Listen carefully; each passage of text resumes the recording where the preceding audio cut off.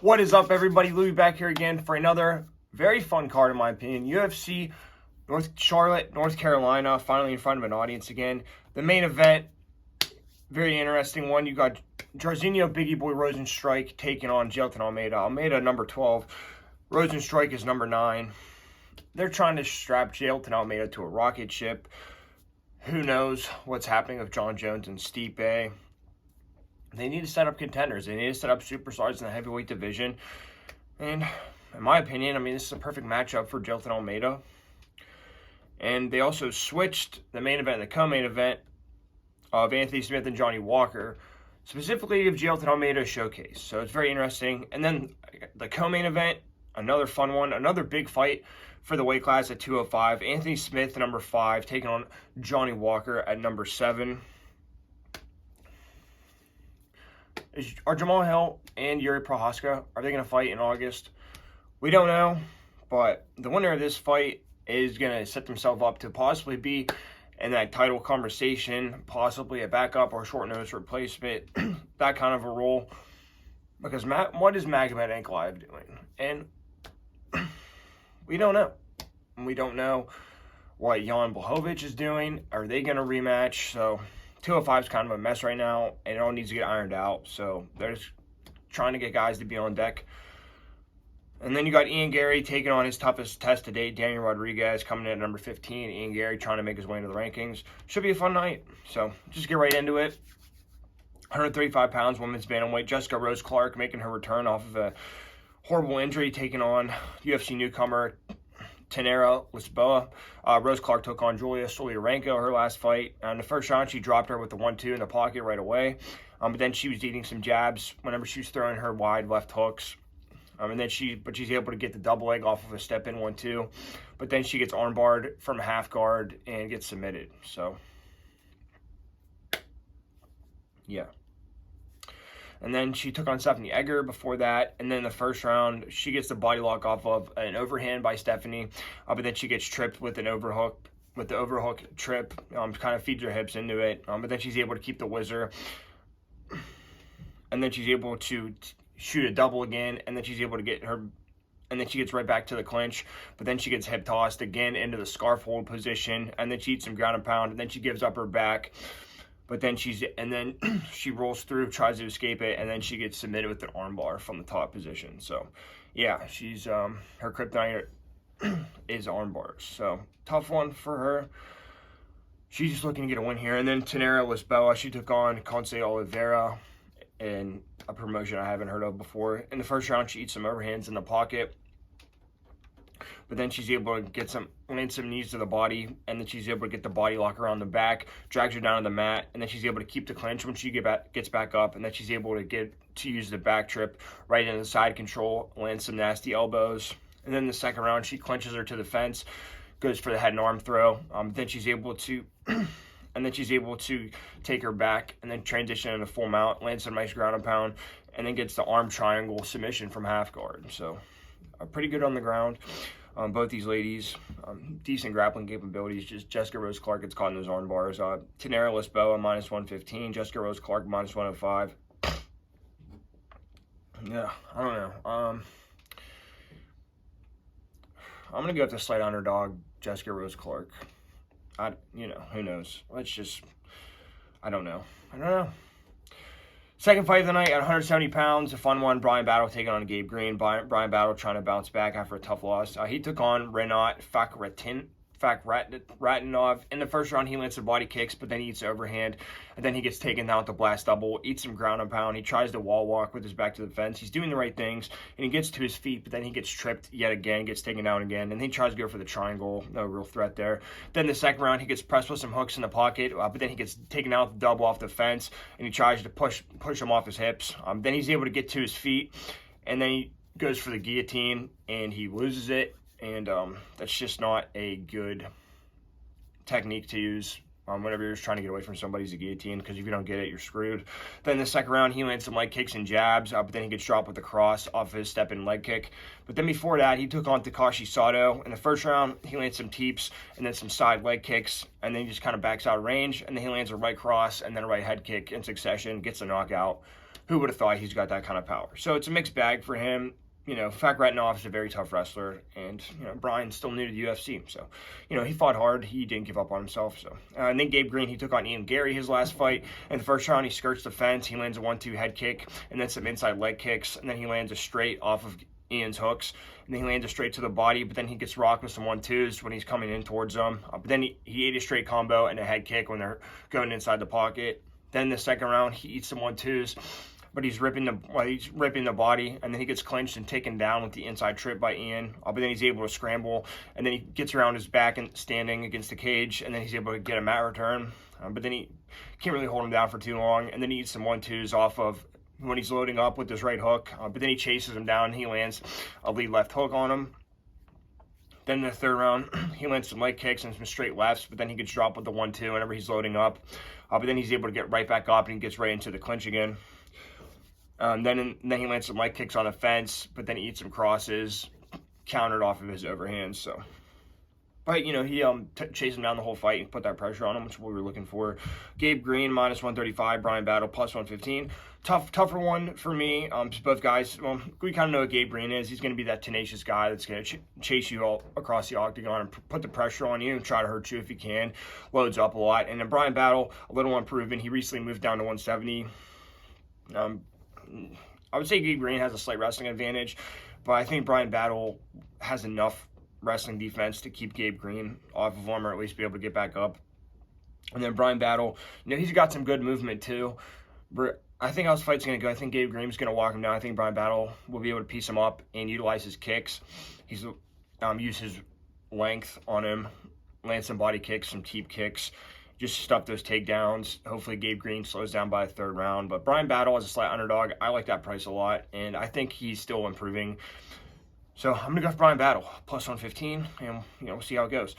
125 pounds, women's flyweight, Jeon Kim taking on Mandy BÖHM. Jeon Kim took on Jocelyn Edwards her last fight. This was at 135 pounds for some reason. But anyway, in the first round, she lands a jab and a hook to the body, and then she lands a jab to the head, circles out of range, and then she just comes in and out. And she circles around her, but then she gets clipped with some straights when she's coming in and some kicks. But then she just kind of keeps moving. She gets clipped. She keeps utilizing her footwork. Then she gets pressed on the fence, but she lands some counter overhands and then a hook whenever Jocelyn was coming into her. Then in the third round, she eats some body kicks on the fence, but then she circles out and then she lands a 1-2 at range. She lands some inside leg kicks, and then she rocked her, and then she throws a left hook, and then she's able to land a straight shot off of that left hook, straight right. Then in the third round, she's able to defend the body lock on the fence, but then she gets taken down with an overhook, hip toss. But then she's able to defend the armbar, and then she's able to get back to her feet, but then she eats a cross on a clinch break. Then she ate a counter left hook whenever they're just kind of both throwing straight shots and kind of in a firefight at the end of the fight. And then Mandy BÖHM, she took on Victoria Leonardo her last fight. In the first round, she eats a 1-2, but then she gets the clinch, but then she gets reversed in the clinch on the fence, but then she pulls the tie plum, and then she lands some knees to the body, and then she's able to land a right hook on the break. But then she landed a step-in leg kick, and then a hook, and then she goes to the clinch, but then she gets body locked, taken down to the ground, but then she's able to pop right back up there, though. But then in the second round, she looks for some 1-2s. Remember, she gets pressed. She's a little too far out, though, when she's throwing, and then she gets clinched up to the fence again. But then she landed a cross whenever she gets pressed, but then she got clipped with some hooks in the pocket, and then she gets clinched yet again. But then she landed a cross to the tie plum and landed some body knees again. But whenever she's landing those body knees, there's not quite enough space to get that full leverage. Then in the third round, she lands a cross, but then she eats some counters coming back her way. And then she tries to go for the plum tie, but then she gets body locked up against the fence again. But then she keeps getting clinched, and then she gets taken down with an inside trip. And right at the end of the fight, Mandy BÖHM is plus 200, and Jeon Kim is minus 240. There's just no way I'm betting minus 240 on Jeon Kim. Mandy BÖHM just does not do much for me. I think Jeon Kim has a lot of activity, and she's does good with sticking and moving and landing shots on the outside. And Mandy BÖHM seems like she kind of just gets overpowered a lot. But I don't know, dude. I think Mandy BÖHM, maybe she can do something. Jeon Kim, it just looks like she does a lot of activity, but she doesn't like land a lot, if that makes sense. And I'm just not betting minus 240 on her. So I'm going to go with Mandy BÖHM just because it's lower level women's and plus 200. So yeah, Mandy BÖHM. on to the feature fight of the prelims, I guess. 135 pounds men's bantamweight. Cody Stamann taking on Douglas Silva de Andrade. Cody Stamann trying to get back on the winning track here, coming off of a 2-fight win streak, and Douglas Silva de Andrade kind of trying to make a name for himself at this point. But I think it should be a fun banger here on Douglas Silva de Andrade. They're both 36-37, so yeah, both guys kind of need a win here, to be honest. But yeah, Cody Stamann took on Luan Lacerda his last fight. In the first round, he circles on the outside, but then he eats some body kicks, gets clipped with them. But then he lands some jabs. Remember, he gets pressed in the pocket, and then he got walked down, but then he's able to land some hooks to the body and the head. He did a good job ripping the body, but then he gets clipped on the return. And then in the second round, stepping in with that double jab, then went to a leg kick, nice combo, but then he eats some counter hooks and a 1-2 off of his jabs as a counter, but then he steps in and rips the body, and then he'll get out of range. Then in the third round, he gets cut off on the cage, but then he gets pressured back, and he eats some hooks, but then he gets taken out the double off the fence. He's able to get back to his feet relatively easily. Then he eats a body kick and some hooks along the fence there. Kind of slowing down in the third round, to be honest. Then Douglas Silva de Andrade took on Said Nurmagomedov his last fight. In the first round, he ate a back elbow, but then he's able to get the clinch off of there. Doesn't do a ton with it. But then in the second round, he gets kept at bay with some leg and body kicks. But then he looks to rush in with some overhands or hooks, trying to explode. But then he's able to stop the single leg attempt by Said. But then he hurts him with the back fist and kind of pushes him down. Lands a little bit of ground and pound there. Makes the fight pretty interesting at this point. Then in the third round, he's able to get the mat return off the back fist of Said. But then he walks right into a single. But then he gets right back up. But then he eats a head kick when he gets up. But then he pushes him down off of a spinning kick. And then doesn't do a whole lot with that, though. But then he lands overhand and a 1-2 up against the fence. And I thought he finished the fight really strong. And I think it was a pretty close fight for Douglas. I don't know. I thought Douglas, outworked him kind of, but they gave the decision to Said. So, yeah. I was kind of surprised watching this fight. Douglas is plus 135. Cody Stamann is minus 155. I think I'm going to go with the slight underdog here. I think Douglas hits harder. And I think Cody doesn't really have a ton of power. And his winning strategy is based off activity, and he just kind of slows down. It seems like his last fight, he did just enough to win. And I thought that was a very close fight. I thought it could have went to Luan Lacerda.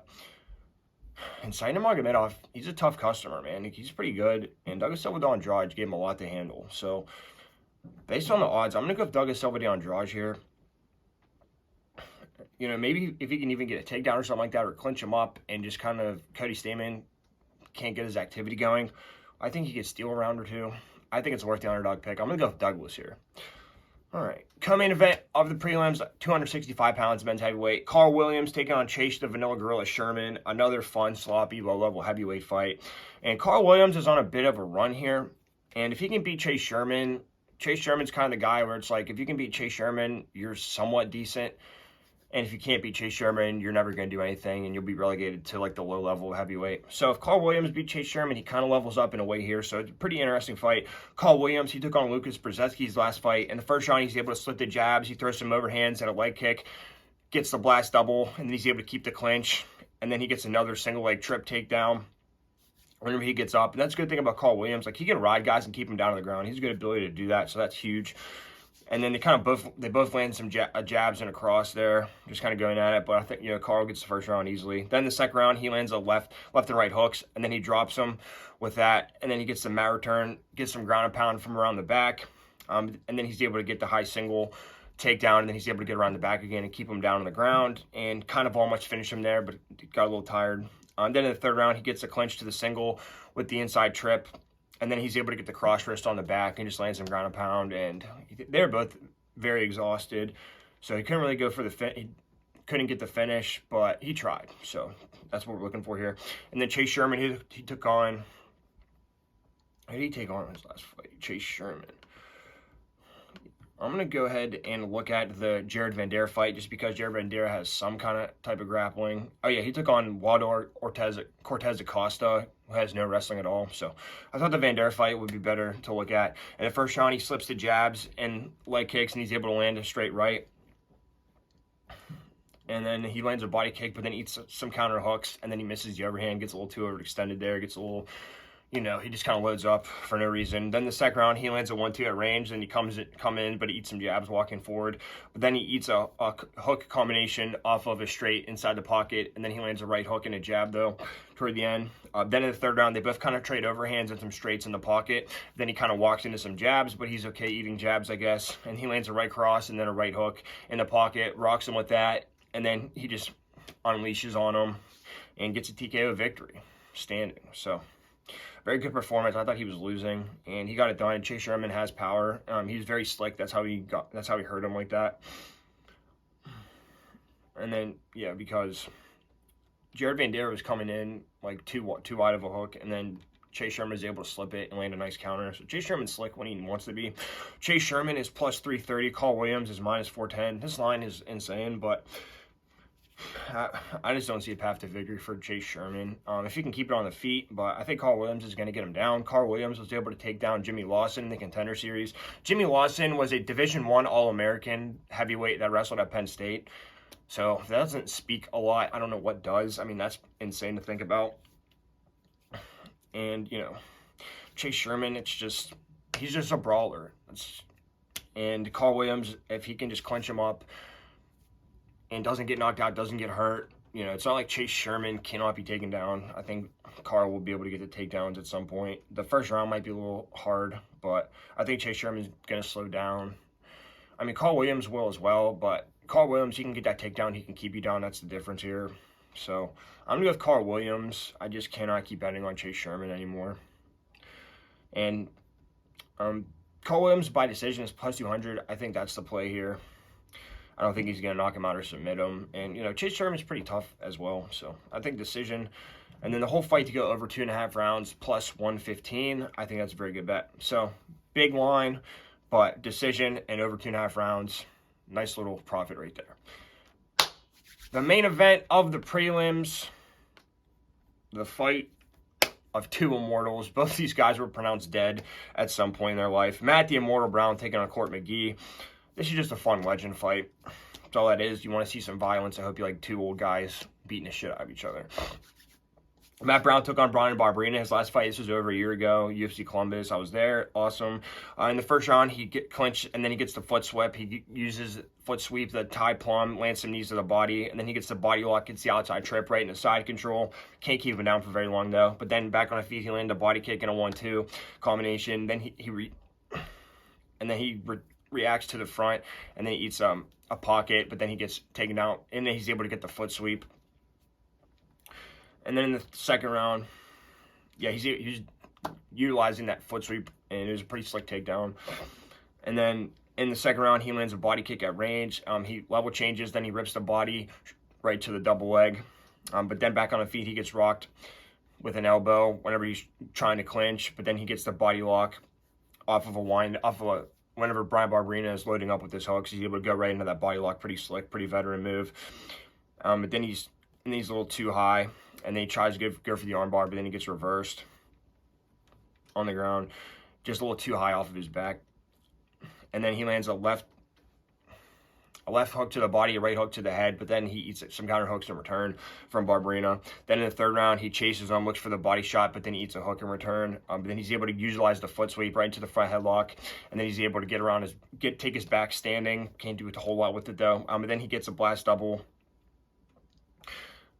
And then whenever they're in like a firefight exchange, but then he's not able to hold him down. Then he eats some uppercuts on return, and Matt Brown's kind of spent at this point. He's pretty tired. It's right at the end of the fight. But then they both kind of trade in the pocket, and then he eats a hook flurry at the end there. So very close, competitive fight. Just one or two flurries went the wrong way for Matt Brown, but yeah, Matt Brown still got it, man. Brian Barberena is no easy customer.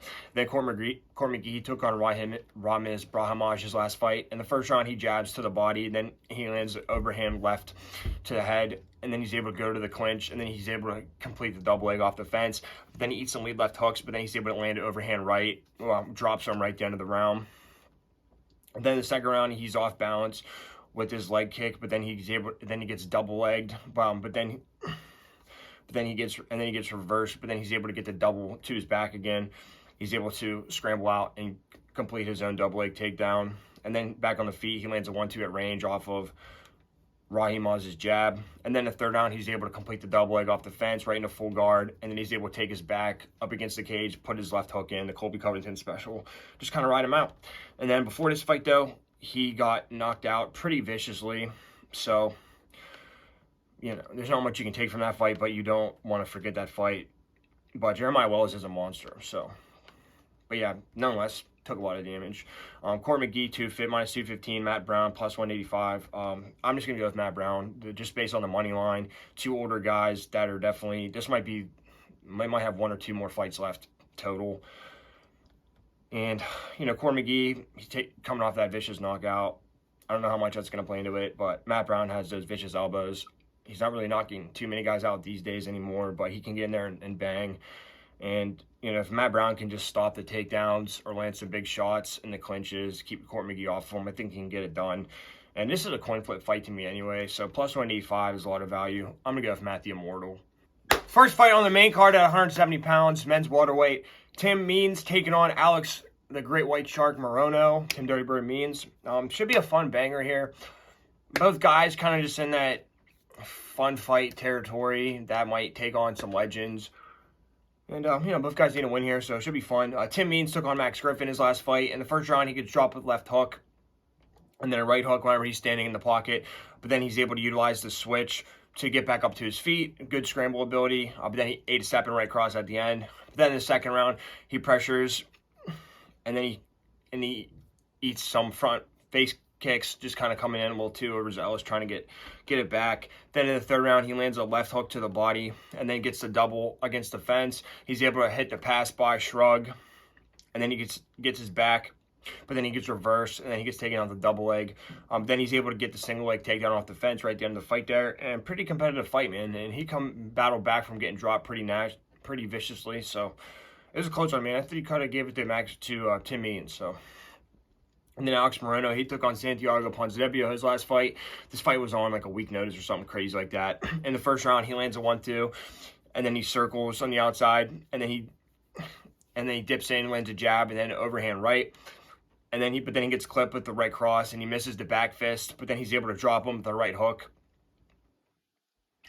And he looked pretty good, man. He hurt him pretty bad, and the first every round pretty much. Then the second round, he drops him with the step in straight right, but then he eats a jab and a leg kick whenever he's just kind of standing at range.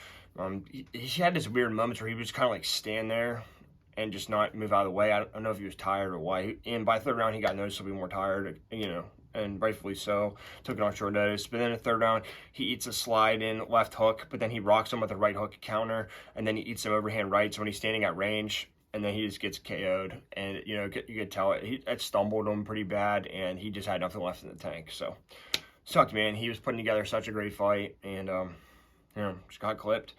Then Alex Morono is minus 215. Tim Means is plus 185. It's a tough one. I don't really like this line here, but I just think Alex Morono is the better fighter. I think Tim Means kind of Morono kind of gasses out too, but he has a good strategy of carrying himself throughout the fight. And Alex Morono, I'm trying to think of the fight. Matt Selinsberger fight, he looked really good in the first two rounds, and then he got kind of destroyed in the third round. So it might be like a third round thing with Alex Morono that he doesn't win the third rounds, but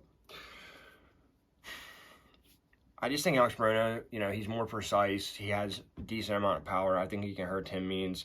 I think Morono will be able to stuff some of the takedowns. Matt Selinsberger took him down, but I don't know. It's a tough one, dude. I just like Alex Morono. I just like him better. I think he'll be able to land the more impactful shots. And, you know, I think Morono's going to want to keep it on the feet, but I think he can get to his back if he has to. Pretty accomplished jiu-jitsu player. And, yeah, I don't know. I think Tim Means might come in a little overzealous. If he clips Morono might be in trouble. Morono not the best at taking damage, I guess. But I just think Morono will be able to keep it at range, pick his shots, and just kind of outpoint him. I think over time he's going to bust Tim Means' face up with jabs and some crosses, maybe some hooks. So I'm going to go with Alex Morono. I don't like the line, but you know, Morono by decision, not a bad play. But I'm just going to go Alex Morono. Second fight on the main card, 205 pounds, men's light heavyweight. A lot of fights here tonight. Carlos Black Jag, a.k.a. Ladies Night Ulberg, taking on Ihor Potieria, the duelist. Should be a fun one. Carlos Ulberg, you know, if he wins, that would be, I think, 4 in a row for him. So after that disappointing debut against Kennedy and Zechikwu, he's going to make a little run here at 205, man. And, yeah. He's going to make a little run at 205, going to take his time, get developed. And Ihor Potieria, don't know how much it does for him, but Potieria has a lot of hype after beating Shogun, so this would be a good spot for him. Carlos Ulberg took on Nikolai Negumereanu his last fight. In the first round, he circles along the outside, lands a step-in leg kick. He lands some step-in jabs whenever he gets pressed, and then he lands a step-in jab and then a left hook, and got the KO. So just out of nowhere. And Nikolai Negumereanu, he's a guy who had a really good chin before, ate a lot of shots. Carlos Ulberg just has that perfect shot placement, and he's got the touch of death, apparently.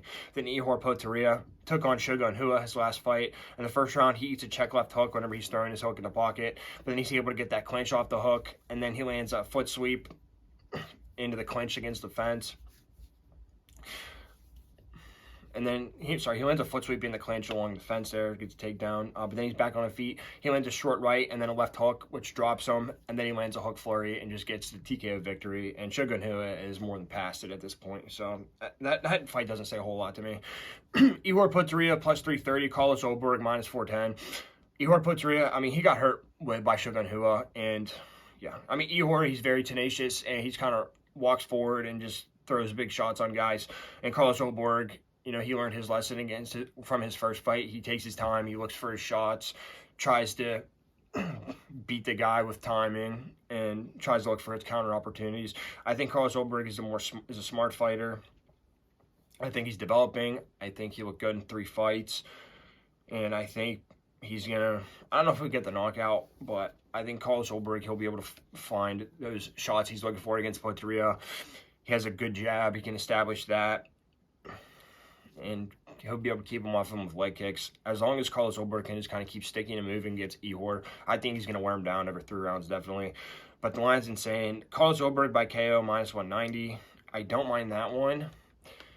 But I'm thinking to go by decision. I don't really know. I mean, that's a tough one.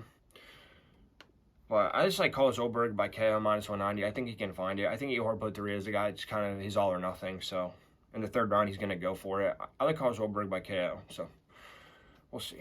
All right. Feature fight of the main card, 170 pounds, men's welterweight. This is a fun one, man. I'm actually really looking forward to this fight. You got, like, number 15, Daniel Rodriguez, taking on Ian Garry, who's unranked. Ian Garry, the hottest thing from Ireland, and he's on a 4-fight win streak, I believe. And he's had a steady progression of opponents, and he's looked a little better each fight. So that's exactly what you want to do for a young prospect like him.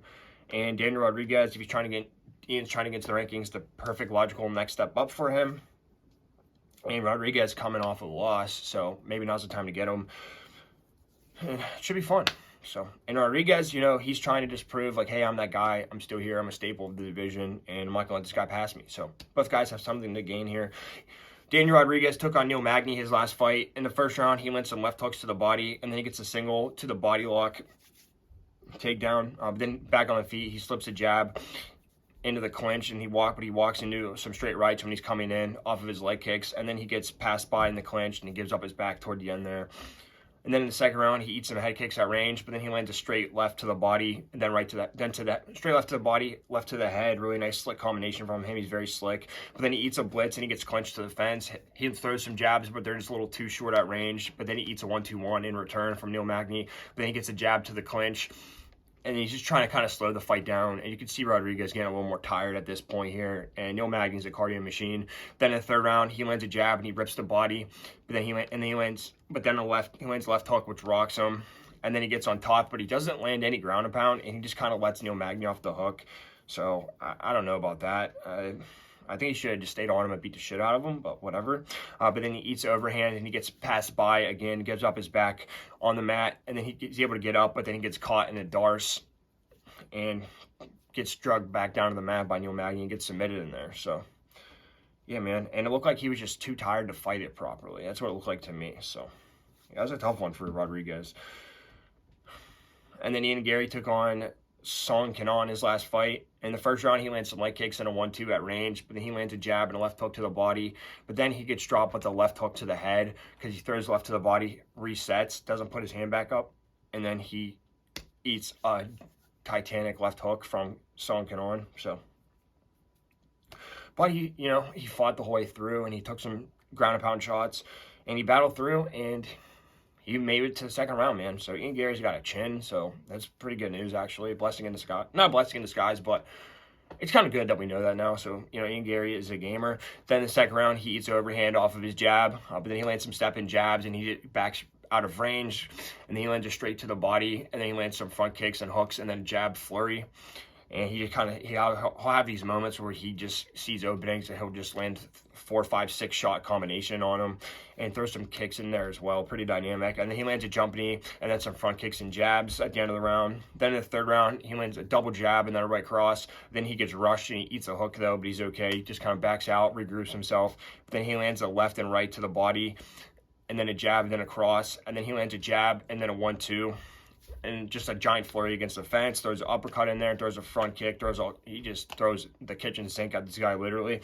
And then he rips the body, and then he's able to get the TKO via ground and pound.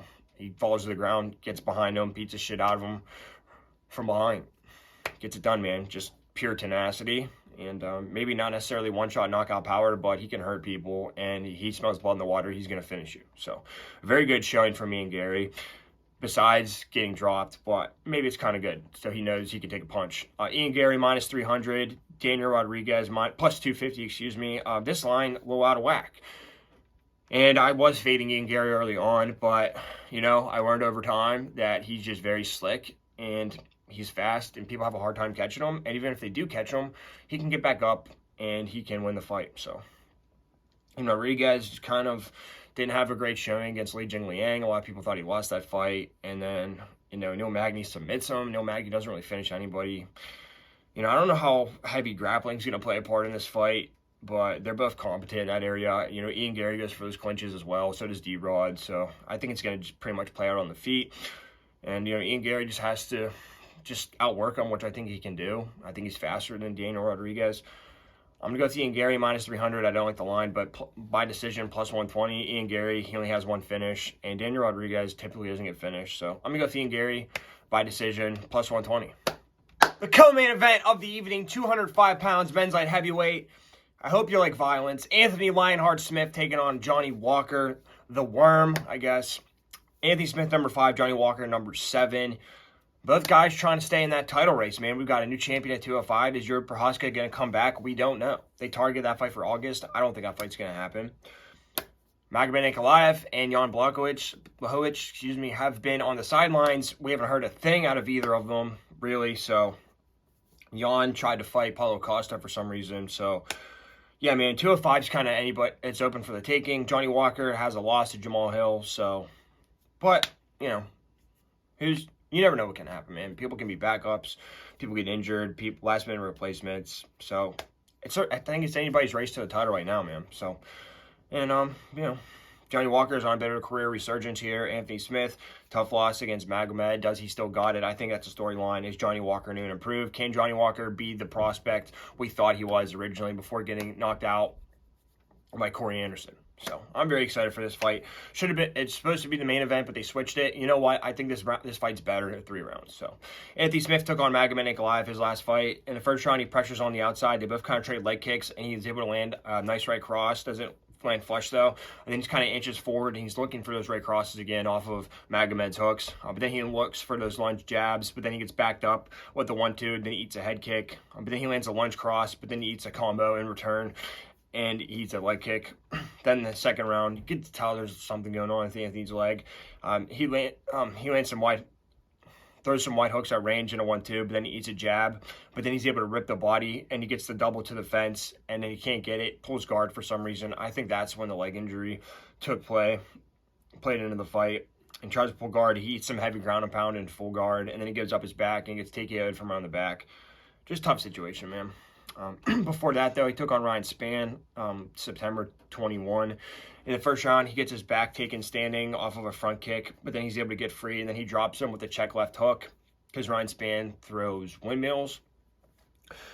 And then he's in a half, and then on top, half guard guillotine, transitions to an armbar. Then he gets reversed, but then he's able to get up. Ryan Smith on his back, 2-on-1, gets free. He walks into a 1-2, then he rocks him with a short right hook.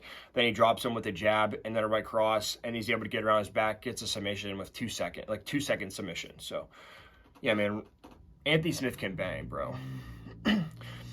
And Johnny Walker took on Paul Craig his last fight. In the first round, he's landing some leg kicks at range. Very patient, Johnny Walker here. His front kick gets caught. His leg gets caught, but he lets him have it.